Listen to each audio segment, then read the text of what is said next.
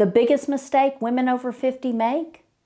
Staying stuck and continuing to wait for the right time. So are you costing yourself a fun-filled life because you continue to play it safe? That's exactly where I was. I kept thinking, is this all there is? I don't have a lot to look forward to.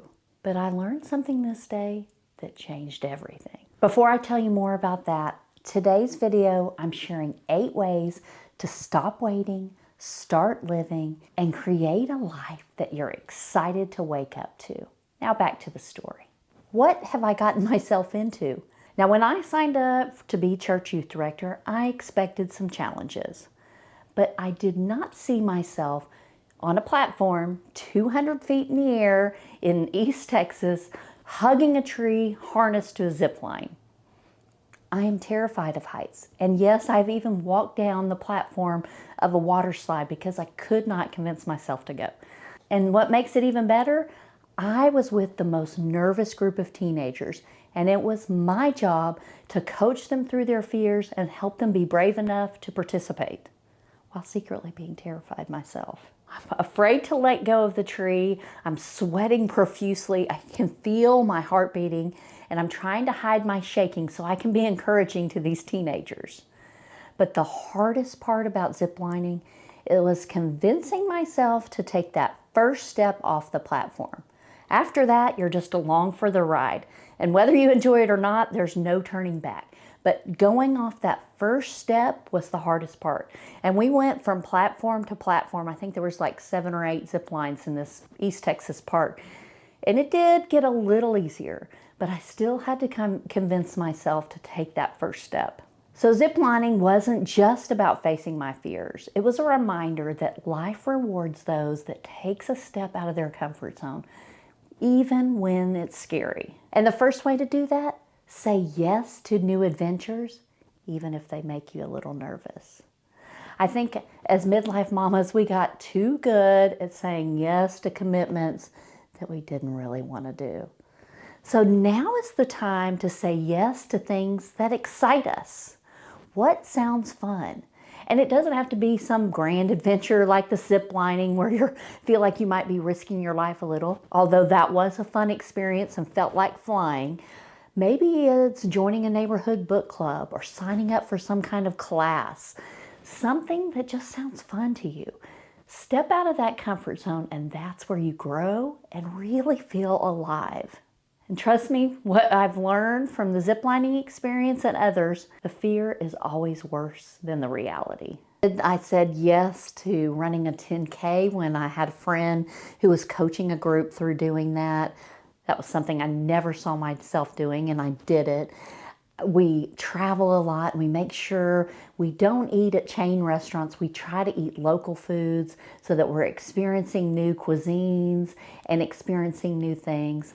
I even started up a midlife moms group at church so I would meet new people. All of these things were a little scary, but I'm so glad I did. How can you practice saying no to the things you don't want to do and saying yes to things that excite you?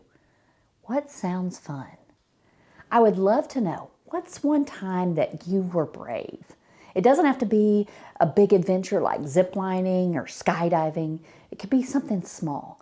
Tell me in the comments, what's one time you were brave and you're proud of yourself for doing it? When you say yes to new experiences, that kind of requires you to do this second one. Be brave enough to be a beginner. As you're pursuing new hobbies and interests, you have to start somewhere. No one expects you to, right out of the gate, be a professional. So you're gonna have to embrace the suck. You're not gonna be good at all the things right at the beginning. But try new creative outlets, try new hobbies. I know with more time on my hands after my girls have left home, I wanna explore new hobbies. I've practiced pickleball. I plan to take some lessons because I'm not really good at it. I got a mahjong set for Christmas and I plan to learn how to play and get some friends to learn to play with me. I'm doing a workshop tonight practicing watercoloring. I'm trying to experiment with new hobbies to find the ones that I like and that are worth investing some time in. Starting this YouTube channel was one of those ways that I embraced being a beginner and said yes to a new creative outlet. There's a giant learning curve, but I'm having fun learning along the way. We spend so much time scrolling on our phone that we need to do more creative hobbies or interests that make time go slower. You're in the zone, you're enjoying the moment, you're learning, you're trying, you're expanding your creativity. Those are the things that make you feel more alive. Scrolling your phone, nothing really comes from that. So let's pursue those creative hobbies, maybe those interests, sign up for a class, but don't be afraid to be a beginner. I think we're at a fun moment in history where midlife women aren't expected to all of a sudden dress like the Golden Girls with the orthopedic shoes and the polyester pants.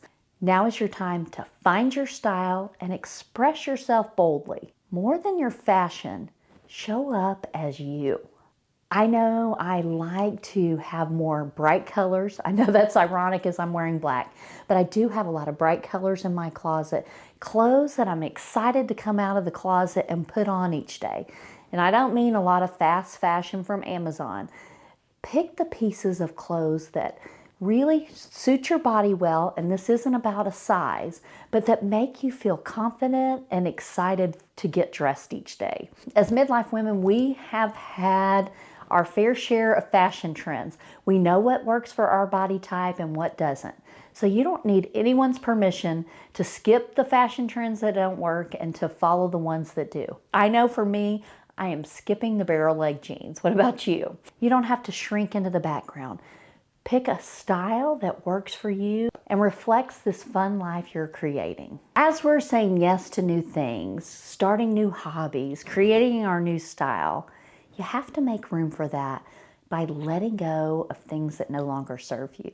Now, I've done a lot of videos on I quit things, and I think you really need to evaluate what is worth bringing with you in this new season of life and what needs to go. I know I've been decluttering a lot this last year, and I'm sad to admit that it's taken me 54 years to realize that less really is more. I love having just enough stuff. I have just enough clothes because actually it's the ones that I actually wear. So my closet isn't overflowing with a lot of options. It's got the ones that I continue to pick out and put on each day. And it's so much nicer to have it all organized. My kitchen drawers aren't overstuffed with all these gadgets that I might use for this one particular thing. It's just enough, and so the drawers aren't overly stuffed. I can open them and close them easily. We're getting to that season of life where we're not accumulating so much stuff. We're actually getting rid of stuff. And I think that's so important.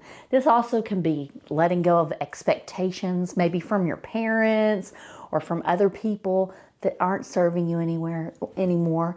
Sometimes it's letting go of people that aren't going with you into this next season. And I don't mean like having a hard breakup with friends, but just slowly progressing to this next season of life. I know this naturally happened as we became empty nesters. We no longer saw those people that were parents of my girls' friends. We weren't in the bleachers together every week, so we kind of drifted apart. That just happens naturally. Sometimes you have friends for a season. So let go of some of the things that aren't serving you so you can make room for some of the new exciting things in your future. As we're letting go of what no longer serves us, we also have to acknowledge how far you've come and stop living by the old rules. I know when I look at old pictures, I can see that young, scared Jenny that was afraid to try new things, was just following what was expected of me.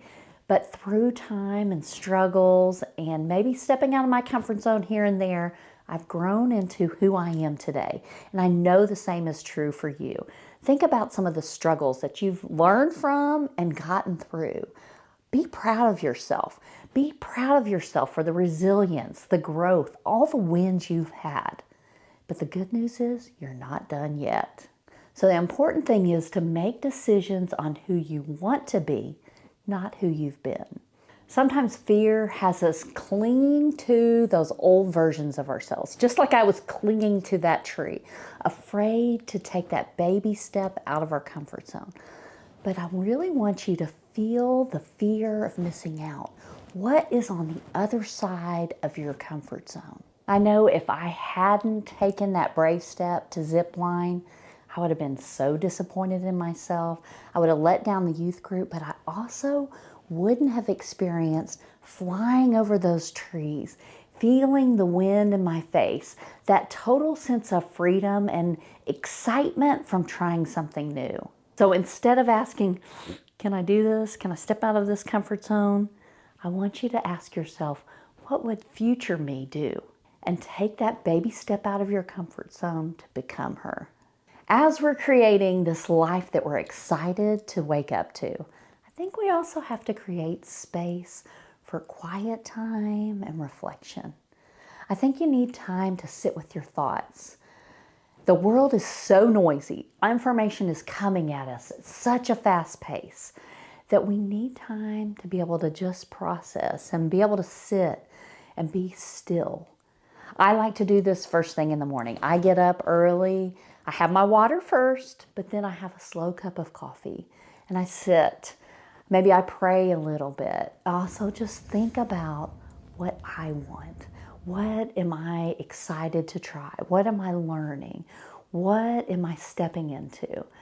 I think you need time to think. And that takes intention, because if you just go about your day doing all the things, a lot of times we get sidetracked with this. But I want you to start or end your day with some quiet reflection time. Think about what you want more of.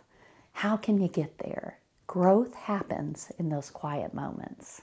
Now, I want you to hear me loud and clear. You cannot create a life that you're excited to wake up to year after year if you don't prioritize your health like your life depends upon it, because it does. If you're not taking care of your health right now, your life is going to shrink. Eventually, you won't be able to walk wherever you want to go.